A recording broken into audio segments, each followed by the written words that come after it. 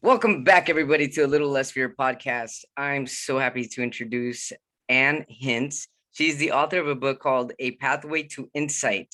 Insight, or the ability to see inside your body or her body. And we're going to discover a lot in this podcast. I'm very intrigued, by the way, because it has a lot to do with healing from the inside and out. So welcome to the show. Thank you. It's great to be here. So, wow, what an incredible book, A Pathway to Insight. How did you even come about? How did all of this begin? And how did you get to where you are now? Gosh, okay. Yeah, what a loaded question. I know, but it's very fascinating. And I'm really interested. Thank you. Okay, good. Okay, I had lots of trauma in childhood. A lot of us did. You did too. Right. I was born with my right foot up against my right shin. So the first 6 weeks of my life was for the physical therapy. Then I was handed away. I was given away for adoption into a family that had just suffered trauma. And, that was the beginning. And then, we lived in many countries over the years. And when we were in Sierra Leone, when I was 2 or 3, I woke up one morning and saw flames coming into the bedroom. And so, we had a house fire. I was the one to alert everyone about that. When I was 9, we were living in Hong Kong, and I was sent to boys' boarding school in England. I was the first girl boarder at the boys' boarding school. And so I was teased mercilessly for a couple of years before moving on to a girls' boarding school. During my teenage years, both parents became alcoholics, and so life at home was hell. And then when I was 19, I woke up one morning and found my mother dead in the bathroom. So that was a big trauma. It was kind of the disintegration of our family, really, because, mother held everything together. And so I just went on with life. I didn't know what else to do. There was nothing else I knew to do. So I just carried on with life. And it wasn't until I was in my late 30s that I actually recognized that, maybe something from my childhood is affecting me still, because I was really reactionary. I was very much fearful all the time. I think that was PTSD from my dad's anger issues and from the alcoholism. And so I recognized I had to do something. But it was actually the first time something changed significantly was when I went to a doctor's appointment. And he recognized I was more stressed than I should be. And he asked me on a 0 through 10 how stressed I was. And it was an 8. And then he asked me why. And that's when I recognized it was from finding my mother, which now was 2 decades earlier, because the tears was still just right there under the surface. As if it just happened. Right. I hadn't dealt with it at all. Nothing had changed. It was still living inside of me. So he used this technique with me. It's called EFT, which is short for emotional freedom technique. It's also called tapping. So he tapped with me for about 15 minutes about my mother's death. And I walked away from that appointment being able to tell the story. Tap, as in tapping on something? Yeah, we're tapping on different places in our body as we're talking through something that happened. Mm-hmm. So he tapped with me and I walked away being able to tell the story in my mind without the tears there anymore. And it felt like such a huge shift for me, like the first permanent change that I had that just felt so different. So that was my first inkling. And then I went home. And I have an engineering background. I was a software engineer. I like to know things work before I spend time doing them. How did that work? Exactly. Right. How did that work? Right. So it was given away free by the guy who developed it. So I could just go online and learn it. And I had a cat at home that needed to have daily saline shots, which is funny. We just talked about shots offline. Yeah. And the first time I gave him a shot, my hand was just shaking so much because I was so afraid of hurting him or doing something wrong. So I thought this was a great test case for EFT. So I tapped about it. I tapped about my fear of the injection, my fear of hurting my cat, and my history around injections. Where do you tap when you're tapping? Is there anywhere on your body? No, it's a set of places and the ends of meridian systems. Okay. So like the first one's the karate chop point on the edge of the hand. Mm-hmm. And then the crown point on the top of the head, then the beginning of the eyebrows, then the bone on the edge of the eye, the bone under the eye, oh wow, under the nose, on the upper lip, on the chin, on the collarbone, and under the arm. Those are pressure points as well, correct? Yeah, I mean, they're used in acupressure, acupuncture. Mm-hmm. There are a lot of uses for them, and you can look them up online. They're in many places online if you look up EFT tapping points. Okay. And so you just tap on those points as you're bringing the emotion back into the body. So if you're emotional right now, right, if you're feeling anxiety right now, you can just tap without using any words, and it releases the stored tension from the body. Or if you're going back to something in the past, you bring that memory to mind, right? So I could think about finding my mother dead in the bathroom, right? And that would bring those emotions, if they were stuck in me, to mind. And then I would tap, and the tapping releases that energy from the body. Wow. Yeah. So the next day, when I gave my cat this injection, the needle just slid right in. All the fear and the tension and the anxiety had gone. It was just so calm and peaceful doing this shot, and every day thereafter. So that was what gave me the incentive to start working with it, because I knew it was really a powerful tool. Absolutely. And your cat probably felt it too. Probably, yes. So I started using it every day. I started noticing when I was feeling emotional during the day, and I would tap then. But I wanted more, because I could tell it was working, because my mind was becoming quieter. I wanted more, so I wrote down every emotional memory I could think of from my childhood and my earlier years. And I tapped through one each night for about an hour to an hour and a half each night, which is a lot of tapping, but I was determined. Each point you were tapping for that long? Well, you just go round and round the points. So I was working on one event from childhood, or one belief, and I would just tap. You tap round and round the points as I was feeling it and talking about it, until it felt like it had all gone. There was no emotional left around the event. That's amazing. So then they just become stories, right? I mean, I can tell my mother the story about finding my mother in the bathroom without any emotion, right? There's no without the emotional charge. Yeah, right. And so I recognize that when there's no emotional charge, it's actually not part of our signal anymore. It's not affecting the future, because it's no longer affecting me now. So my signal that I am emitting to the universe, and that the law of attraction is working on, it's changed. And so my future has changed. And that was really powerful to understand that, because I was looking for change. That's incredible. And at what do you ever reach a point where you don't need to go through all of the meridians, all of the points, where you just actually start and it stops right then and there? Or do you have to go through the whole process, hitting all the points, tapping on all the meridians? You have to go through all the points. Yeah.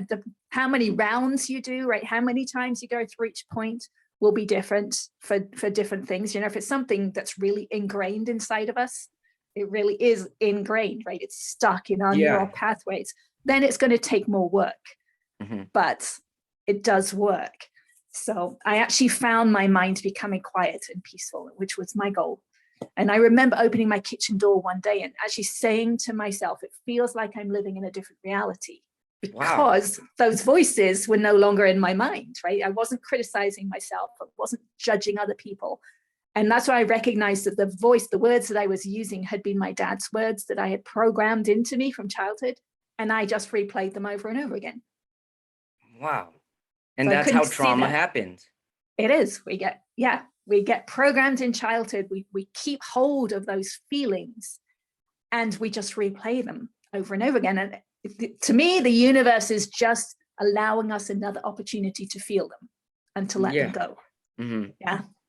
So you found a way to undo all that trauma. That's really incredible. And so what did you do once you actually had that quiet mind? What was the next step that you did to continue to find peace? Well, I realized that EFT is kind of opening up the subconscious mind, and it's expanding the awareness. Now, I knew that word to begin with, but it didn't mean much to me to begin with, but now it means a lot. So to begin with, I wasn't aware of how I felt. I just didn't know. I'd suppressed so much emotion. I didn't know how I felt, but I started to become aware of my emotions. And then I started to become aware of the physical sensations underneath the emotions, right? So we use the words like sadness or anger or frustration, but what we're really describing is how we're feeling, which is a set of physical sensations, which might be tension in our stomach or solar plexus. It might be tension in our jaw or our fists, right? That's where we're holding the tension. So I became aware at that level, which is a deeper level of awareness. And once I was there, I didn't feel like I needed to use EFT anymore. Now I could have done, right? I could have said something like, I could have tapped with, even though I feel this frustration in my stomach, right? I could have gone from the words to the physical sensations. Didn't feel like I needed to do that. So I would just hold my attention on the physical sensations. And I recognized to do that, because they would be squirrely, they'd want to disappear. I couldn't keep my focus on them because I was so good at suppressing them. They were so good at being kept inside of me. So I recognized that what I had to do was actually hold myself like a statue. I'd feel where that tension was in my stomach, maybe. And in order to keep my focused awareness on it, I had to actually hold myself totally still, including not breathing. I would stop breathing, focus on that tension and kind of talk to it, because I just want it to be felt and accepted. And as soon as it was accepted, there would be a shift. I'd have to take a deep breath. I'd relax, release my breath. And then I would think the thought again, bring that feeling back into the body. And it would feel slightly different because it would have released a little bit. Then I'd do it again. And I'd do it again and again and again with the same thought until that tension had released. So now I'm working at a deeper level than EFT, which was working more with the words. Now I'm working with the feeling. Right. And so instead of tapping at night, I would lay on the sofa. And because I'd already done my history, I worked more with collective traumas. So I'd think about something like 9/11, feel all those emotions and those physical sensations inside of me, hold my attention on it. There would be a shift. It would let go. Then I'd do it again and again and again. And at some point, so that's kind of the second step. And at some point during this process, I noticed that I could keep my awareness inside my body once the tension had released, which I'd never heard of before. It's a little weird. I didn't know what I was doing, but I was kind of playing around. And so the only way I can kind of explain this is that if you have like a toothache or a stomach ache, you kind of know where that is in your body. You can feel it inside your body. But once the ache is gone, you can't actually get your awareness back to where it was. I found that I could. I could keep my awareness inside. And so then I would just play. I would play with it. It's like, okay, so let me do it again. And then I would move my awareness around inside. And I noticed that I could feel where there was tension and where there was no tension. And I would put my focused attention on the tension. And I would do the same thing now at a deeper level. Hold my attention on the tension inside until it released. And then I'd do it again and again and again. And it would release and relax. And it actually feels really good, to let go of really old tension that's been in your body. Oh, yeah. Like 20, 30, 40 years. Right. Right. So I would do it again and again. And at one point it took actually months, but I was able to put my awareness inside my head, that was a big step for me. And once I could, I felt the pressures inside, the forces inside my head, holding my bones out of alignment, because I've had scoliosis, were just amazing. I'm glad I wasn't aware of them, right? I wasn't ready to be aware of them until I got to the place that I was. Right. So then I'd work a little bit at a time. I could only put my awareness in the pain in my left cheek for like a second or two because it was so painful. But I would just do it over and over again, and it would eventually release. And at some point I could actually feel and hear something release. Like, I didn't know what was happening. I realized it actually sounded and felt like old fabric ripping. And that's when I researched and realized I'm actually moving my awareness through the connective tissue of the body. And that was it. That was a bond releasing. So then I did that over and over again. And at some point I could actually feel my skull bones relax into a more relaxed position, which is why it was great getting those x-rays last year, because I could see from 2013 to 2022, the difference, and the bones have actually moved. My eye sockets have aligned, and I didn't even know those bones moved. And my jaw was way off to the side. Yeah, my jaw was way off to the side and is now much more centered. And my neck is much straighter than it was. My actually whole body used to be torqued, and it's kind of untorquing itself. And I've also grown 1/2 inch, which I believe is because my neck has actually been freed up so much more than it ever was. So I've actually grown 1/2 inch as a 55-year-old, which is kind of cool. That's more than kind of cool. That's amazing. So the Thank you. scoliosis is scoliosis you were born with. I think so. It's a little hard. You know, my mother's died. I am in touch with my birth mother. She doesn't know. She can't remember if I had it from childhood. But I suspect from that foot being up against my shin, I suspect that was the beginning of the talking. Mm-hmm. So yeah, probably. So you healed yourself, basically, or would you say you're still healing yourself? Still, there's still tension in there that I'm still working on. I'm working at the level of the bones now. I can put my awareness inside the bones, inside the tooth roots, and releasing tension there. And this, my left, the side of my face, my left cheek, I believe is where the scoliosis starts, because it goes all the way down to my foot. It's connective tissue. It's all connected. Yeah, it's all connected. Exactly. And so how long does it take you to get into that mode? And how do you include meditation when you're doing this? Is it a form of meditation? I mean, what how would you describe it? Just something totally different? It's totally, well, there are some forms of meditation, like Vipassana meditation, I think has body scanning involved in it. Mm-hmm. You know, to begin with, it took a little bit of concentration to get inside. I can get inside my body instantly now, right? I've done it long enough. So I do it hundreds of times a day. And that's what it's part of me now. But, you know, early on, it took more work. You know, the first few months of even noticing when I was emotional was tricky, right? Right. Yeah. But And now so it's instant. how would you you said right now you do it like 100 times a day or so, just real easily. And when you're doing it to find the tension to release it?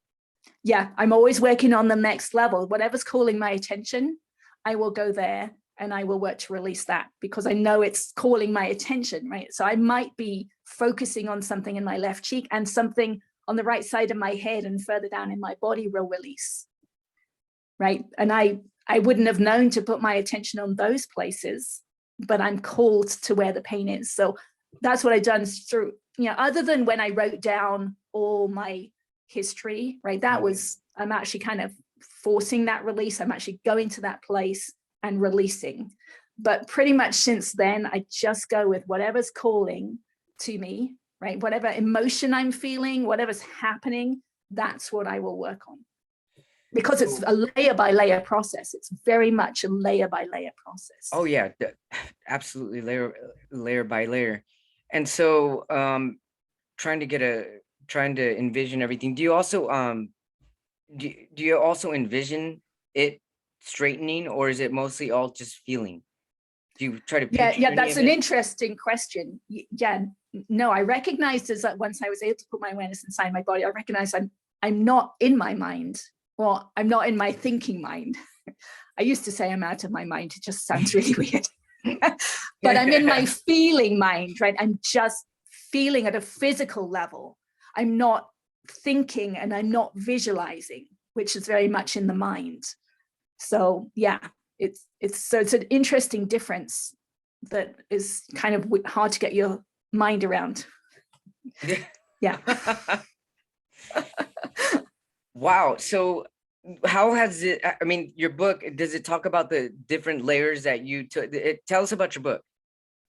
Yeah, the first section, I talk about how I believe we store this in childhood, right? It's that I believe we're programmed and all the trauma gets stored in our connective tissue. That's my belief. I don't think there's any scientists necessarily talking about that, but it's my experience.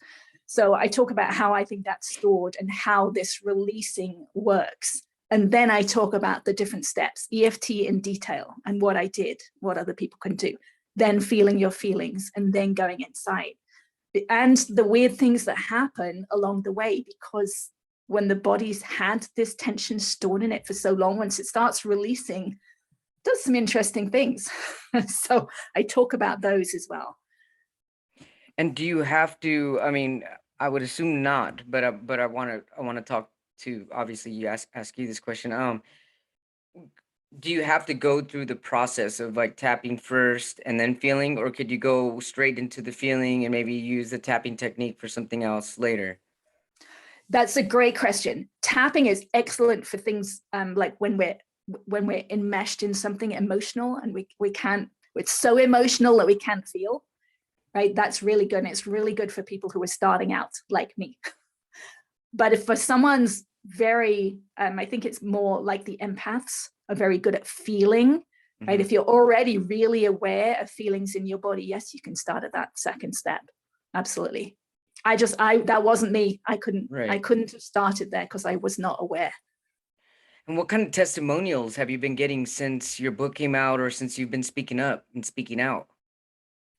Well, I got a bunch of friends who've been doing this work a while, but I've only been sharing the story for about 6, 7, 8 months.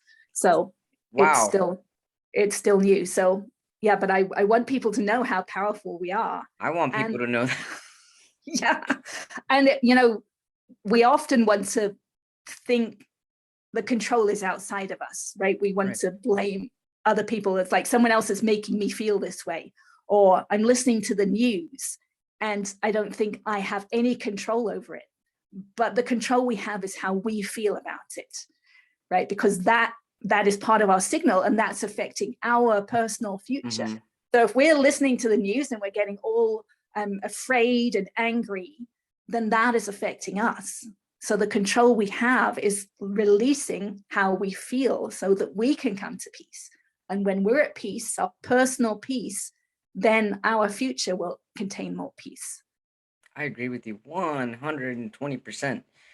Where do you see this going as far as like therapy for like psychiatrists and therapists and psychotherapists and stuff? Do you see that? I mean, I live in California, I live in the US, and we're just so Western over here. I wonder how long it would take for them to start being able to reach into your body and mind and having that connection and going towards therapy in a different way than the way it has been, because obviously some things aren't working and people still continue to go that route. So yeah, I mean, EFT's been out there a long time and a lot of people have used it. I don't know that maybe I've taken it further than other people have. Yes, you have. And experimented more. So, you know, if I can do it, anyone can do it. I'm no different from anyone else. So, but what I think that really shows to me is that it's all connected, right? Even when we're working with the words and the memories and releasing it with EFT, we're still affecting the physical body. Right. And we're starting to clean out these inner wounds, this dis-ease that's inside the body. So it doesn't really matter which level you're working on. You know, you don't have to be afraid that someone says something is psychosomatic, because it doesn't matter. It's still in the body and all these techniques can work to clear it out. You know, the beautiful thing too about this is that it could change generations forever. The minute you start clearing these things out, it's not going to be ingrained in your DNA anymore. You're healing. And that stuff Absolutely. is not being stapled. It's not being stamped. It's not a forever thing anymore, because you could change it. And now I'm not quite sure when the episode's going to go out, but right now, with things happening in Ukraine and the word war around, now's an opportunity to actually release it from inside of us. Right? It's come up now so that we can allow it to release, so that we don't have to attract it again in the future. If we get stuck in fear, then we're storing it in our body.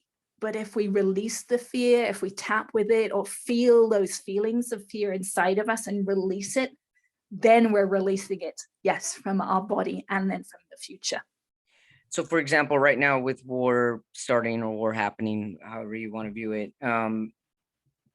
would you say that let's say somebody has, or let's just say hypothetically that I have fear for the people in Ukraine and the people that are out in the cold at night and the children, and all these thoughts are going through my head at that time. Would it be best to tackle the fear as soon as it comes up? That's ideal. Yeah. So the minute you start tapping, you're like, and while you're tapping, you you think about or you feel what you were feeling as far as the cold children, the trauma, how it's gonna be I mean, it's gonna affect the whole world. So you start tapping everywhere, and it starts to release the pressure that's building inside your body. Absolutely. Yeah. And then, if you want to go deeper, we've all learned about war in school, right? We've all watched movies about war, right? Those are all stuck inside of us. Even tapping on the words, the words themselves are stored inside of us. So the word war, when we use the word war, we're not aware of it. And that's the key point. But when we use that word war, all the memories around that word that we've experienced in our lifetime are actually still living inside of us and are kind of reactivated when we think about that word. So even tapping with the word war for 10, 15 minutes will release some of that tension stored inside of us so that we don't need to attract it again. What's interesting is I feel that I'd like to try this with my mother. I really want to. I want both of us to try, but mostly, and the reason why I think of her is because when I think of like PTSD, I feel my mother lost both her parents when she was very young, and I feel that the word death has been such a cloud for her to the point where I'll give you an example. She just recently lost her dog, her pet, after 16 years. But even when he was a puppy, she was already talking about him dying because she had this trauma about death. She was like, "Well, one day he's gonna die, or he's getting old already." I'm like, "Well, it's only 5, 6 years old, And then I was always dreading the day that it would happen because of how long she had talked about it. Now she talked about it, and now it happened, and she's going through, the whole grieving process. But I always felt that it had to do with her not dealing with the trauma that she had losing both her parents at a young age. So I felt like all of this is like preconceived anxiety that it hasn't even happened, and she's already having anxiety about something that's going to happen 20 years from now. It's so Right. yeah, and you can stop that in its tracks by tapping. Right. But we could always bring it back to us, right? So what you could also do is tap about her, right? About how you're anxious or you felt anxiety about the dog dying, right? And your history with her around the word death, right? And your experience of her experience with her parents, right? The stories you've heard. Because if you yourself let go of any anxiety or any wanting her to change, then she's likely to hear it better. Exactly. Because and Yeah. then there's less resistance and there's more harmony in my vibrancy. Vibe. Vibe. That's the word. Vibe. Yeah. Exactly. Right. Yeah. So Yeah. how have your relationships changed ever since you've discovered this? I can imagine that there's been all kinds of changes on all kinds of other different levels. They have. Yes. I mean, life has got so much more fun, right? Because it's an enlightening process, right? We're lightening the burden, we're releasing the burden that we've been carrying around for our lifetimes. So Right. that in itself, right, makes life lighter, more fun. More And yeah, joy. right. Yeah, it's easier to laugh, it's easier to smile. Um, there's so much more depth to life than I knew 10 or 15 years ago, right? Because that phrase, as within, so without, is absolutely true, right? So I know myself at a deep level and I see that in other people. I see a depth outside of myself that I didn't know existed before. I didn't know it was possible. So yes, relationships have changed because I'm more peaceful inside of me, so I attract more peace from other people. Um, my skull is like our skull is our echo chamber, right? And I have less tension in my skull, so my voice has changed. I can sing to myself. I don't sing to anyone else, but I can sing to myself now, right? In a way that I never could in the past, because I couldn't even sing some notes before, right? But that tension has released. So that's better. Senses, gosh, dark chocolate just tastes so, I mean, the taste of some things is just blissful. It's incredible compared to like 10, 15 years ago. So much has changed. So the past gets better the more you go. You do still become aware of things of tension at a deeper and deeper level, but things improve along the way. And now that you know yourself on such a deep level, do you find yourself tuning into the collective unconscious and how other people are feeling are you able to work from a distance with other people's feelings and healing them? Or are you kind of just right now figuring that out, if you even want to figure that out? Right. Well, it's all within me, so I can only work on me, but I do, yes, I do play with that. Sure. And I would love to be able to do that at a deep level. I'm definitely aware of energy, how energy works on a collective Right, level, right. which is really kind of fun. And I do really see how we replay things now over and over again. And it's really interesting to be able to see that at such a deep level. It's a spiritual concept that we replay things over and over again. But once you actually see it in play and you recognize what you're replaying from the past, it's really eye-opening. That's really interesting because we're constantly replaying. I mean, it's the way you say it, it's just you just make it so clear, and I can't wait to try it on myself. I'm being honest, I cannot wait to try it on myself. And like wow, I just feel like we just need to definitely make this more aware for everybody. For everybody. Even pets. My cat has traumas. I know he does before I adopted him. I don't know what he went through, but it's like, wow, what if I could do this tapping thing with him not going in the box, like why are you scared of the litter box? Let's tap here. Let's tap here. Maybe I could do this with the animals even. Right. Now it's fully accepting, right? So I tap on my dogs too. So yes, but I would say you are scared. It's okay that you're scared, right? We're accepting the feelings. Yeah, which is a little tricky concept to get your mind around, right? So I actually got to the point that I tapped for hours on I hate myself, right? I was fully accepting that I hate myself. And once I did and I let it go, then it's just words. They're just words, right? I can say I hate myself and it's like, no big deal. There's nothing to it, right? Because it's not true. But people It's will no say, longer don't true, say but that, people will, right? And they will right? believe it because it's been fed to them and that's what they think is true. And they store it in their computer brain and think that that's what makes them who they are. None of that's even them. Right. But if we can accept it, that's when the shift happens, when there's full acceptance. There's a release. There's a physical release. So it's really nice to actually accept those feelings, right? We push them away so much, and we don't think we should be thinking what we're thinking. We don't think we should be saying what we're saying, and then we don't think we should be feeling what we're feeling. But if we accept that, it's like, I feel really lousy today, and that's okay. That's what the tapping does. It allows that to be okay. And then once it does, it shifts. I'm also thinking, Anne, that with this shift would also come a shift in your identity. Is that correct? Yeah. So that brings up one point that I really like from those x-rays. And it's not the x-rays that are on my website, but in my YouTube video, I show the side-by-side x-rays. So compared to the 2013 x-ray, that person in that x-ray is clearly not a very self-confident person. But if you look at the 2021 x-ray, that person has a much more confident stance, right? So my whole being has changed, because I wouldn't be doing this 10, 15 years ago. I wouldn't be able to be on podcast sharing my story because I was not that confident. So yes, the whole being changes as you go through this. I find this incredible because I feel that there, especially I'm transgender. I'm not sure if you know that, but I was born a female and now I'm a male. But I find that there's a lot of like the newer generation or people that are identifying with like they them pronouns.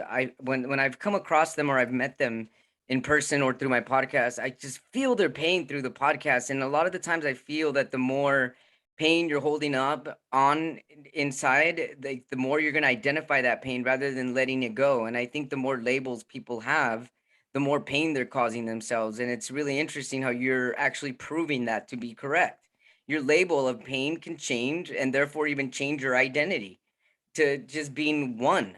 I mean, wow, that's really, you're a force of nature and I love it. It's amazing. You're an amazing human being. Thank you. Well, it is this the resistance we have, right? The resistance to someone else, right? Or to someone saying something about us, that resistance or the judgment that we feel is ours. And those are the walls that we put up, the barriers that keep us locked in. And if we can let go of the resistance, right? So who cares if someone calls us something else, or a name that we don't like, or if we can actually let that be okay, let all those walls go, that's where freedom is. And that's exactly true. I'm a fond listener to Abraham Hicks. You know Abraham Hicks? Yeah, I've been on her hot seat one time. Have you? No way. How was that? What kind of what kind of heat did she give you? It was pretty good. One question she didn't answer. She went off kind of on a rant. But the other question I asked her is like, she kind of talks about she or they, whatever. Right. Hopefully she doesn't care. I don't think they, he, she would care. Right. Right. So they talk about two different ways of going through this process, right? One where you just kind of go with the flow of what happens in life and just allow things to unfold, or trying to manifest things. And I'm kind of doing that first one. It's like, I want to know how life is going to unfold. Once I let go of all this resistance, what's going to happen next? To me, that sounds like fun. But she said, well, sometimes it can be fun to kind of play in the clay, right? So it doesn't really matter which you do, but you know, so. And that's what you're doing now. You're playing in the clay. Well, playing in the clay is kind of forcing it. To me, it feels like forcing it. It's like trying to do something. Right? There's a tension in that, in trying to do something. Right. Because it's not happening yet. So there's got to be some resistance to it. Otherwise, it would already have happened. Yeah, and you wouldn't be trying. Right. So I do actually have a chapter in my book for people who want to try and manifest, right? That I ask all these questions to bring up all the resistance that they have to where they are now and to where they want to be. So then that lets go of the resistance so that the energy can flow. So then you're not trying anymore, because it will just happen. But I'm kind of heading down the route of, just like let go of all the resistance, and then what happens? So I knew it would be fun to tell my story on podcasts. That's why I'm here, to share my story, because I think it's useful for others to know, but also because I love these deep conversations. Oh my goodness, so do I. You know, and that's why the reason I brought up Abraham Hicks was because they talk about the whole resistance, letting go of resistance, and then when you do that, you kind of just let everything in your vortex a little more fluidly. And do you find that happening now, where things are just kind of more landing on your lap a little more easier? Yeah, and life is just fun. I mean, all those words, the synchronicities, the numbers that happen. I mean, I mean, I just met I didn't meet her. I met her on email, my half sister from my birth father. I just met her like 2 weeks ago. Congratulations, and it's like that's amazing. Thank you. It just fell into place through ancestry. It was like all these synchronicities kind of opened up, and like, oh, there she is. It's like, wow. That's awesome. That's beautiful. Yeah, what a fun thing to have to experience, right? At this point in life, to actually have a family open up to you. Yeah, so yeah. Wow, well, what an incredible episode you have been. Seriously, thank you so much for opening up and sharing your story. I really, really hope that you can continue to tell your story, and I will share as much as possible. I can't wait to get your book, and I can't wait to start practicing this on myself and on my loved ones and on my pets. Do you have anything to say to the world? What would you like the world to know? What is the most important thing that they need to know out of your experience that you've had, this enlightening experience? I guess to know in the moment that however you're feeling in the moment, that's your signal, and you're going to attract that back to yourself again in the future. So do whatever you can right now to relax at some level. Either just take a deep breath, or tap, or feel those feelings and let them go, so that you can come to more peace right now, and then attract more peace into your future. And there's that right now, like Mr. Eckhart Tolle always talking about bringing it now. And there you go, bringing it all now again. Thank you so much with your book, A Pathway to Insight. Tell our listeners, our reviewers, our watchers, how we can find you and how we can find your book. Sure, my book's on Amazon, or you can ask your local bookstore to order it. I have a website, annhince.com. I have a public Facebook page that I love to interact on. And I have my YouTube channel, which has an EFT demonstration video and a feeling your feelings demonstration video and a few others on there. So yeah. Breath of fresh air. You are. And Hince, thanks so much for being on A Little Less Fear podcast. And I really look forward to having you on here again and see how you're doing with your health and everything. Great. Thank you. It's been fun. Thank you so much. I agree. Have a wonderful day. You too. Bye.